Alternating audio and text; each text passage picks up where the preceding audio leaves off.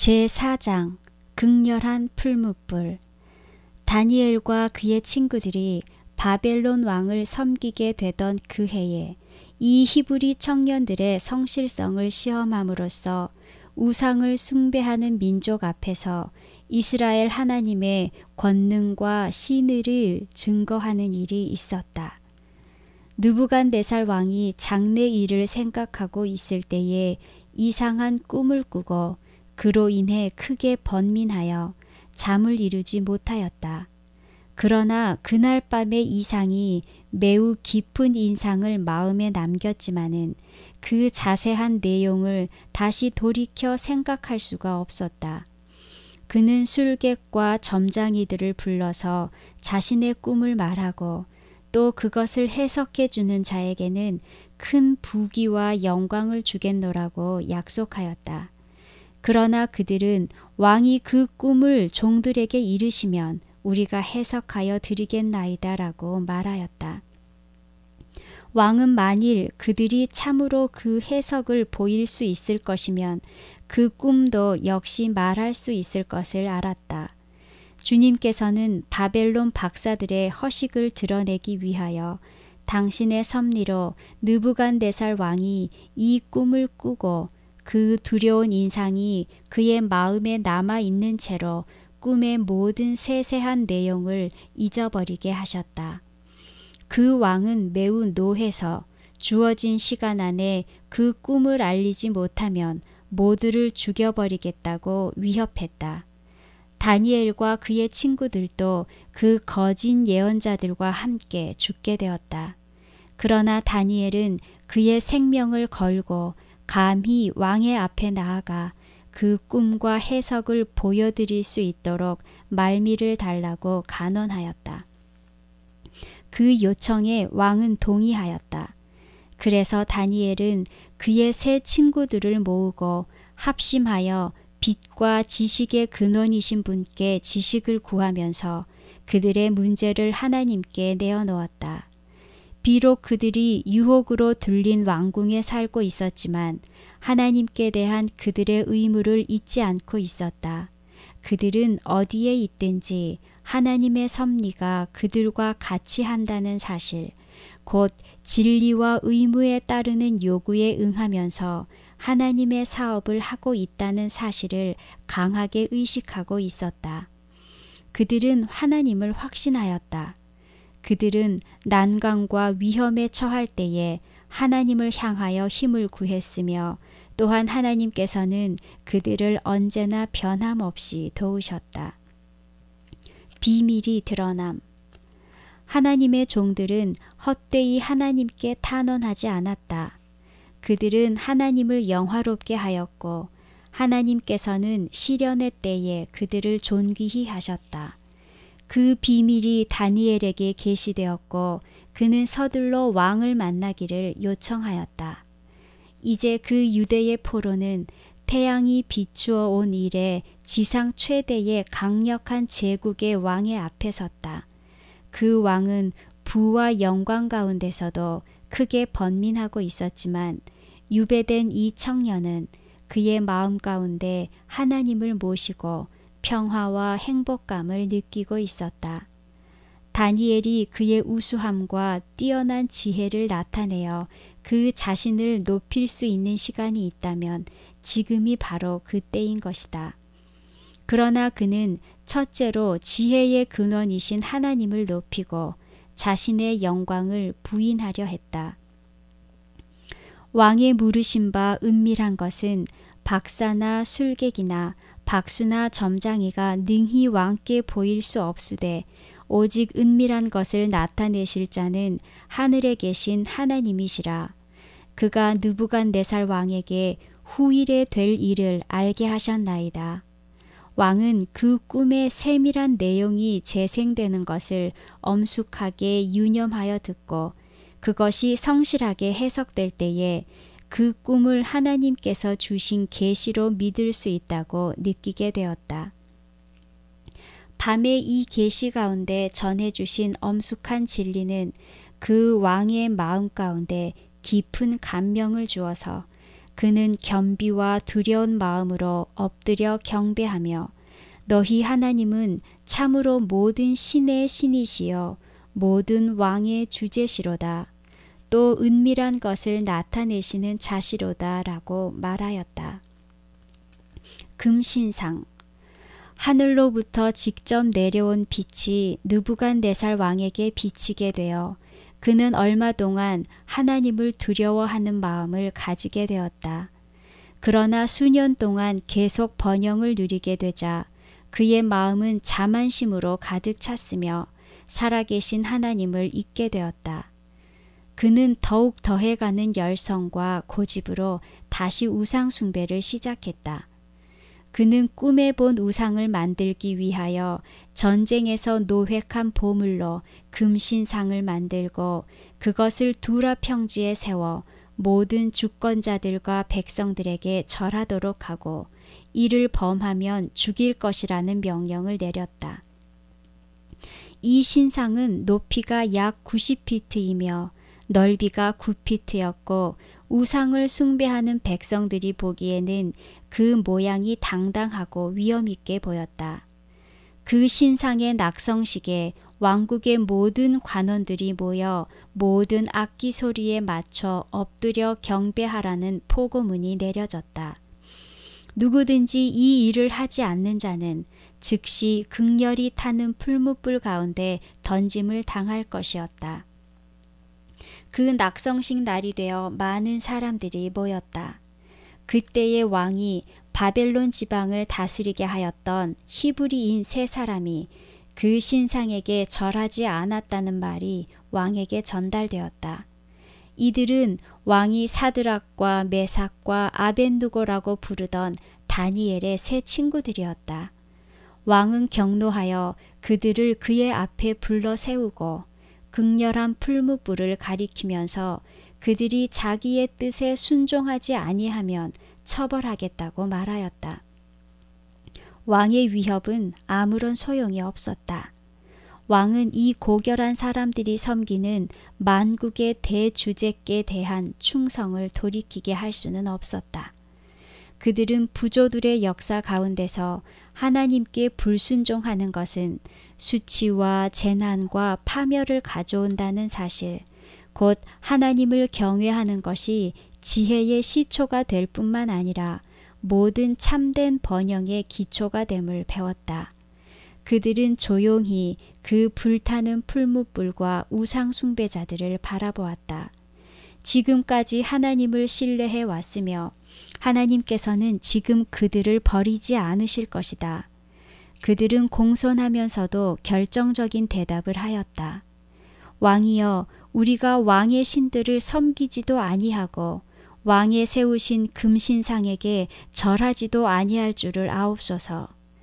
그 교만한 왕의 주위에는 귀인들과 관원들이 있었으며 여러 나라들을 정복한 군대가 있었고 그들은 모두가 한 가지로 왕을 신들의 지혜와 권세를 가진 자로 칭송하였다. 이 당당한 위세 가운데 히브리 세 청년들이 서서 계속 왕의 명령에 순종하기를 거부하고 있었다. 그들은 하나님의 요구에 거슬리지 않는 한 바벨론의 명령에 순종하였지만 그들의 조물주에게 돌릴 의무에서는 머리털끝만큼도 떠나지 않을 것이었다. 왕의 분노는 억제할 길이 없었다. 그의 권세와 영광이 최고도에 달해 있는데 천시받는 포로 민족의 대표자들에게 무시를 당한다는 것은 그의 자존심이 견딜 수 없는 모욕이었다. 풀무불을 평상시에 7배나 뜨겁게 하여 히브리 포로들을 그 안으로 던져 그 불꽃이 너무 맹렬하여서 그들을 던진 자들이 타서 죽었다. 무한하신 분의 임재. 갑자기 왕의 얼굴이 두려움으로 창백해졌다. 그는 타오르는 화염을 주시하다가 그의 모사들에게 돌아서서 묻기를 우리가 결박하여 불 가운데 던진 자는 세 사람이 아니었느냐 하니 그들이 대답하기를 왕이여 올소이다 하였다. 그러자 왕은 부르짖기를 내가 보니 결박되지 아니한 네 사람이 불 가운데로 다니는데 상하지도 아니하였고 그 넷째의 모양은 하나님의 아들과 같도다 하였다. 그리스도께서 자신을 인류에게 나타내실 때 보이지 않는 능력이 그 사람들의 심령에 말을 하고 있는 것이다. 그들은 무한하신 분과 함께 있음을 느끼게 된다.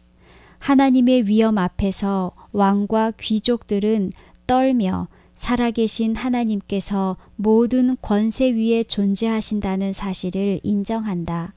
뉘우침과 부끄러운 생각에 왕은 지극히 높으신 하나님의 종 사드락 메삭 아벳느고야 나와서 이리로 오라고 외쳤다. 그래서 그들은 그 말에 순종하여 많은 무리들 앞에 아무런 해를 입지 않은 채로 나타나게 되었는데 그들의 의복에서는 불에 그슬린 냄새조차도 나지 않았다. 이 기적은 사람들의 마음 가운데 뚜렷한 변화를 일으켰다. 그런 허식을 위해 세워진 큰 금신상은 잊혀지게 되었다. 그 왕은 이 사람들의 하나님을 거스려 말하는 자가 있으면 사형을 당할 것이라는 법령을 발표했는데 이는 이같이 사람을 구원할 다른 신이 없음을 알았기 때문이다. 확고한 성실성과 성화된 생애. 이들 세 히브리인들은 진정한 성결함을 지니고 있었다. 참된 그리스도인의 원칙은 결과를 달아보기 위하여 멈추지 아니할 것이다. 그들은 자기가 만일 이 일을 행하면 사람들이 자기를 어떻게 생각할까라든지 자기가 저것을 행하면 세상에서의 자기 앞길에 어떤 영향이 미칠까라고 묻지 않는다. 하나님의 자녀들은 그들이 하는 일로 하나님을 영광스럽게 하기 위하여는 하나님께서 무슨 일을 하기를 원하시는지를 간절히 사모하는 마음으로 알기 원한다. 주님께서는 당신을 따르는 모든 사람들의 마음과 생애가 신령한 은총에 의해 지배를 받고 또 그들이 세상에서 타올라 비추이는 빛이 되도록 충분한 준비를 하셨다. 이들 성실한 히브리 청년들은 본성적으로 위대한 재능을 소유했었고 최고의 지적 교양을 받았으며 이제는 존귀한 지위를 획득하였으나 이 모든 사실들로 인해서 하나님을 잊어버리지는 않았다. 그들의 능력은 하나님의 은혜에 거룩하게 하시는 감화에 굴복되었다. 그들은 확고한 성실성으로 암흑 가운데서 그들을 불러내어 당신의 기이한 빛으로 인도하신 하나님께 찬송을 돌렸다. 허다한 무리들 앞에서 그들을 놀랍게 구원하신 그 구원 가운데 하나님의 능력과 위엄이 나타났다. 예수님께서는 극렬한 풀무불 가운데서 그들 곁에 계셔서 당신의 영광스러운 임재를 교만한 바벨론 왕으로 예수님 외에는 그렇게 하실 분이 없으시다는 것을 확신하게 하셨다. 하늘의 빛이 다니엘과 그의 친구들에게서 계속 비쳐나와 그들의 동료들이 자신들의 성품을 고상하게 하고 그들의 성품을 미화시키는 믿음을 이해하게 되었다. 당신의 신실한 종들을 구원하심으로써 주님께서는 하늘에 계신 하나님의 권위를 짓밟을 모든 지상의 권세들을 진압하시고 멸망시키리라는 당신의 주장을 선언하신다. 무기력한 자들에게 주는 교훈.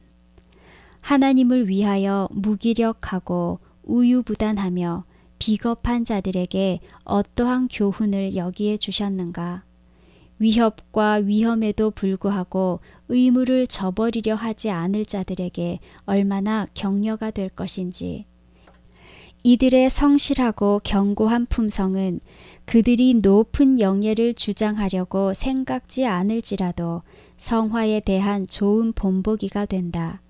뚜렷하게 나타나지는 않지만 헌신한 그리스도인들에 의해 이루어진 선행은 생명책에 기록된 것들이 알려지고 심판장이 임석하여 책들을 펴게 될 때에야 비로소 평가될 것이다. 그리스도께서는 이런 부류의 사람들에게 관심을 가지시며 그들을 형제라고 부르기를 부끄러워하지 않으신다. 아주 친밀히 연합하며 하나님의 뜻에 그토록 일치하는 생애를 삶으로 찬란히 비치는 빛이 되고 몸과 혼과 영이 온전히 성화될 사람들이 지금 우리들 가운데서 한 사람이 있는 곳에 수백 명 있어야 할 것이다. 빛의 자손과 암흑의 자손 사이에는 투쟁이 아직도 계속되고 있다. 그리스도의 이름을 부르는 자들은 그들의 노력을 약화시키는 무감각 상태를 물리치고 그들에게 부과된 중대한 책임에 응해야 할 것이다. 이렇게 하는 자들은 모두 하나님의 능력이 그들에게 나타나기를 기대할 수 있다. 세상의 구속자이신 하나님의 아들은 그들의 말과 그들이 하는 사업 가운데 나타나셔서 하나님의 이름이 영광을 받게 될 것이다. 사드락과 메삭과 아벳느고의 시대에서와 같이 지상의 역사가 맞춰지는 시기에서도 주님께서는 의를 위하여 확고부동하게 서는 사람들을 위하여 강력하게 역사하실 것이다. 극렬한 풀무불 가운데서 히브리 명사들과 동행하신 분께서는 당신을 따르는 이들이 있는 곳에는 어느 곳이든 그들과 함께 계실 것이다. 그분의 영원한 임재는 위로가 되며 지지가 될 것이다. 개국 이래로 없던 환란의 시기에도 주님께서 택하신 이들은 요동함 없이 설 수 있을 것이다. 사단이 모든 악한 무리들과 합세하여도 하나님의 성도 중 가장 약한 자라도 멸망시킬 수 없다. 탁월한 힘을 가진 천사들이 그들을 보호할 것이며 그들을 위하여 여호와께서는 당신을 신뢰해온 사람들을 최대한 구원하실 수 있도록 신들의 신으로서 당신 자신을 나타내실 것이다.